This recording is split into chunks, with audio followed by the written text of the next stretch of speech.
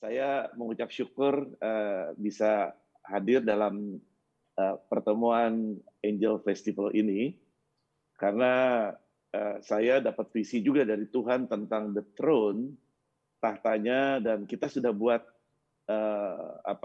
penyembahan tahtanya ini dari tanggal 8 Juli yang lalu dan akan berakhir tanggal 17 Agustus yang akan datang selama 40 hari, 24 jam non-stop, saudara.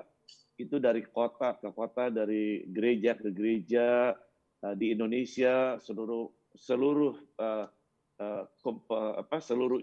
gereja bergandengan tangan, dan ini menurut saya satu terobosan. Tidak pernah terjadi sebelumnya kalau nggak ada teknologi Zoom seperti Pak Dani Tumiwa sampaikan tadi. Dan ini bisa terjadi, dan sampai hari ini, sampai menit ini ada 550 sekian jam sudah dilakukan dan tidak ada hentinya, saudara. Dan kita bisa merasakan hadirat Tuhan, kita bisa merasakan mujizat Tuhan banyak terjadi di mana-mana, baik di daerah maupun dari teman-teman kita yang ada dalam kebersamaan kita. Dan mungkin nggak kebetulan juga, saudara, bahwa hari-hari kemarin dan hari ini adalah hari ke-21, hari ke-22 dari penyembahan kita. Artinya seperti waktu Daniel, dia berpuasa, ada dihalangi oleh kuasa si jahat, dan hari ke-21 dikatakan ada malaikat, Michael, yang menolong itu. Dan saya percaya lewat acara ini nih, akan banyak mujizat di mana-mana, akan terjadi mujizat, akan ada demonstrasi dari malaikat buat setiap saudara yang ikut dalam acara ini. Amin, Ya, amin. baik, ada firman Tuhan yang ingin saya sampaikan, dan ini mungkin yang menjadi kenapa kami mengadakan doa sepanjang 40 hari. Ya, dikatakan begini, dalam Mazmur 9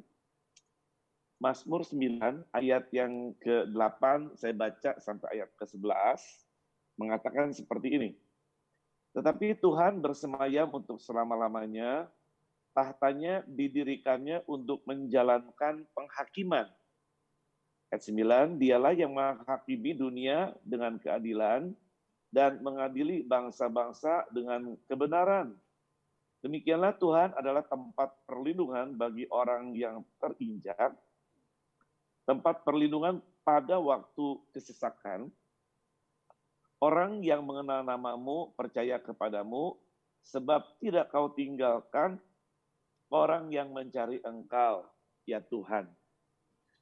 Dari apa yang saya baca ini, ada beberapa yang ingin saya uraikan, saudara. Dikatakan begini, ayat 9, ayat 8. Tetapi Tuhan bersemayam untuk selama-lamanya, tahtanya didirikannya untuk menjalankan penghakiman. Jadi ada kata didirikannya. Jadi saya percaya the throne, tahta ini didirikan bukan karena kita, tapi karena Tuhan, saudara.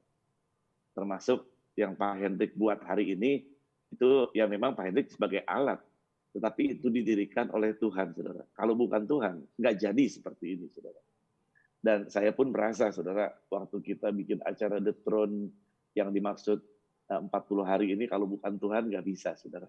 Karena panitia itu baru sepakat bikin kepanitiaan tanggal 22 Juni, lalu kita bilang akan mulai 8 Juli, karena 17 Agustus, hari kemerdekaan, kita mau declare.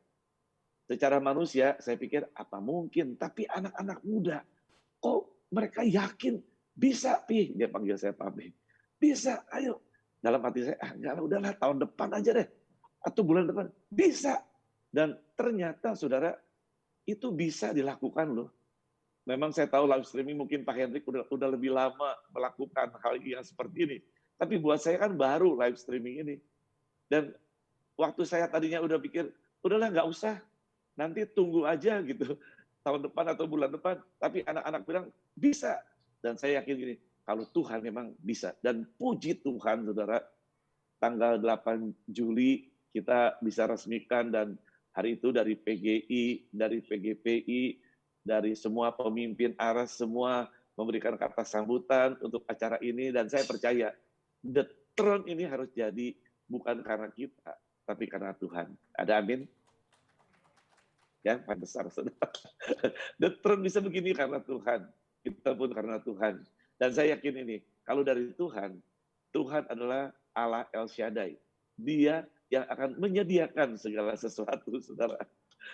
Nah, saya pun sama seperti itu. Membayangkan, kita membuat 960 jam. Waduh, itu mungkin kita harus menyiapkan peralatan seperti apa, menyiapkan nanti konsumsi dan sebagainya. Itu secara manusia nggak mungkin, saudara. Tapi sampai hari ini lewat, saudara. Segala peralatan yang modern itu bisa ada di tempat kami. Semuanya dicukupkan, nggak ada kekurangan sama sekali. Karena saya percaya kalau tahtanya didirikan olehnya, Tuhan yang menjadi penyedia buat kita. Dan saya garis bawahi, dikatakan didirikan untuk menjalankan yang namanya penghakiman. Ayat 8, ayat 9 dibilang begini, ayat 9. Dialah yang menghakimi dunia dengan keadilan dan mengadili bangsa-bangsa dengan kebenaran.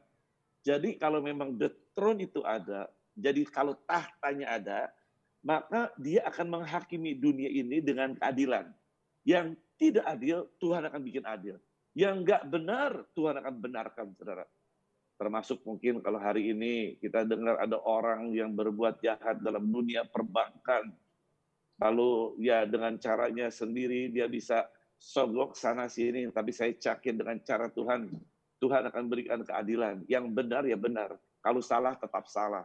Tuhan yang akan menegakkan keadilan buat bangsa-bangsa. Ada amin, saudara?